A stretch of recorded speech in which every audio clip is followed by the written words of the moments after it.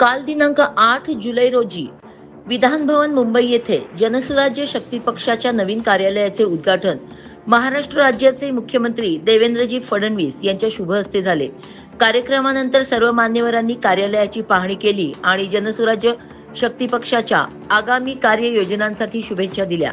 या सोहळ्याला महाराष्ट्र विधानसभा अध्यक्ष राहुल नार्वेकर, उच्च व तंत्र शिक्षण मंत्री चंद्रकांत दादा पाटील, मंत्री अतुल सावे, मंत्री शिवेंद्रराजे भोसले, मंत्री हसन मुश्रीफ, खासदार धैर्यशील माने, जनसुराज्य शक्ती पक्षाचे संस्थापक अध्यक्ष तथा आमदार विनय कोरे, आमदार दलित मित्र डॉक्टर अशोकराव माने, आमदार विश्वजित कदम, आमदार सुधीर गाडगीळ, जनसुराज्य शक्ती पक्षाचे प्रदेशाध्यक्ष समित कदम, जिल्हा बँकेचे संचालक विजयसिंह माने, माजी सभापती सर्जेराव पाटील पेरिडकर यांच्यासह इतर मान्यवर उपस्थित होते। सांगली प्रहार न्यूज करिता मुख्य संपादिका नीता पाटील।